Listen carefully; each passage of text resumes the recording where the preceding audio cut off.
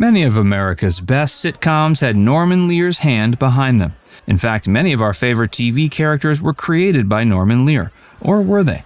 You may love the Jeffersons or the Evans family and wonder how Norman came up with these fascinating characters. But there's an unsung hero who helped create many of our favorite characters. He wanted American audiences to see black heroes on screen and never got the credit he was due. In fact, he ended up suing Norman Lear over Good Times. Keep watching to find out more. Norman Lear's career. There's no doubt Norman Lear is a genius. He helped create some of the best American sitcoms of all time. He began his career as a comedy writer in the 1950s and flourished through the 60s. By the time the 70s came around, he had the power to create his own shows. Among them were All in the Family, Maude, The Jeffersons, and Good Times, to name a few. These sitcoms were instrumental in giving opportunities to black talent. These shows were the first time American audiences could see the black American experience without the usual slapstick and degrading performances of characters like Stepin Fetchit or Amos and Andy. All in the Family and Maude mostly featured white cast members, but it was on these shows that we first got introduced to George and Louise Jefferson, as well as Florida and James Evans. We then saw these characters on their own shows, The Jeffersons and Good Times. To this day, Norman Lear is remembered for his incredible contributions to these shows. He's also been credited for creating opportunities for black American actors that didn't exist before. But there's more to the story.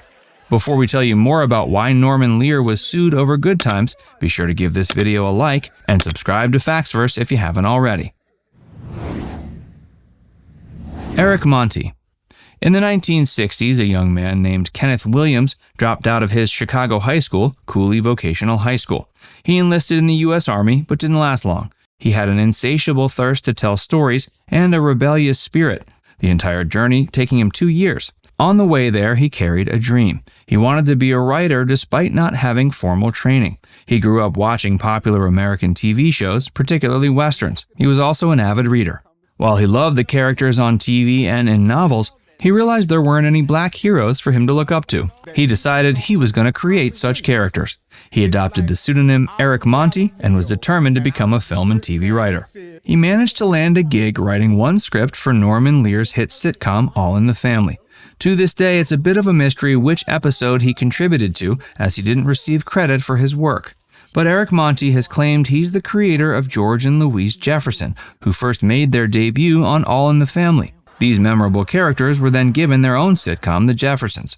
Eric Monte also created Florida and James Evans and their children, who then had their own sitcom, Good Times. Apart from his work on Good Times, he also wrote the screenplay for The 9 Lives of Fritz the Cat, as well as an episode of the UK sitcom The Fosters.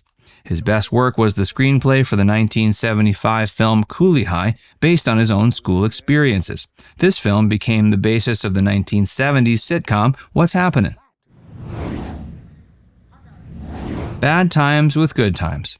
While Eric Monte is credited as the creator of Good Times and wrote several of the show's episodes, he still had many challenges working on the show. The show's producer was Norman Lear, and he held the reins. Eric Monte often had arguments with Lear about the direction of the show.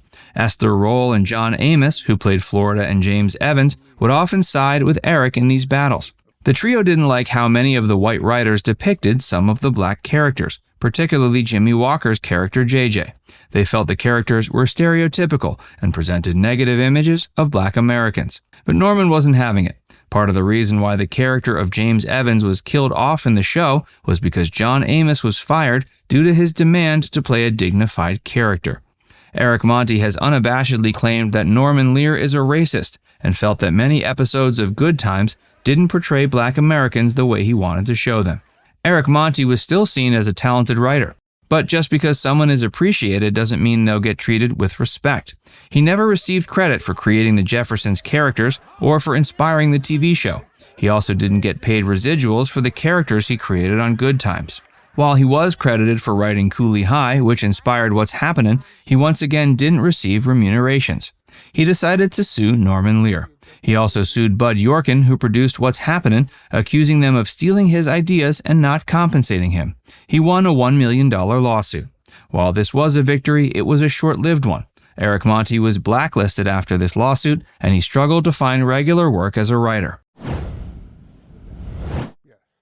Norman Lear's legacy. The lawsuit was a mere blip in Norman's incredible, successful career. He's now in his late 90s and remembered as one of the most important figures in the American television industry. He's also the subject of a documentary called Norman Lear, Just Another Version of You. In the documentary, he revealed there was a story he used to tell about his grandfather that was a total lie. He used to tell a story about how his grandfather wrote letters to the American president and received responses back. But he revealed it was actually his friend's grandfather who wrote those letters. Director Heidi Ewing stated Norman likes to spin a yarn. While this particular anecdote may have been in jest, many of us wish he had given Eric Monte the proper credit he deserved. What's Eric Monte up to today? Eric's work after the lawsuit has been sporadic. He contributed to the script for the episode Thy Brother's Keeper for the sitcom Benson. He also wrote the episode Pop Gets Evicted for the Wayans brothers and wrote That's My Mama for the drama series Moesha. He wasn't proud of this latter script and felt it was his worst piece of writing. Since 2001, he hasn't been credited for any TV or film scripts. In fact, his life has not been easy in the past few decades. He had a drug habit and had to go to rehab to fight it. He was living in a homeless shelter in California for several years. But despite these events, Eric Monte remains optimistic and feels he's lived a great life. And he hasn't stopped writing. He wrote a novel called A Prophet Ran Away, published in 2009. It told the story of Nat Turner, who led a rebellion amongst American slaves in the 1800s. In 2016, he self-published a book called Blueprint for Peace. In it, he outlined his plan to prevent wars and reduce crime rates. He also called for the abolishment of taxation in the book. These books are widely available today and have become popular among fans of Mr. Monte's writing.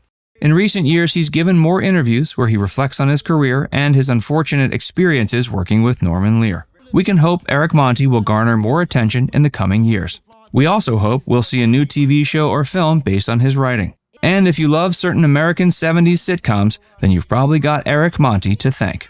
Now it's time to hear from you. Are you a fan of the hit sitcoms we talked about in this video? Let us know in the comments section below. And before you go, make sure you give this video a like and subscribe to Factsverse if you haven't already. Click the bell icon to stay updated on all our latest content.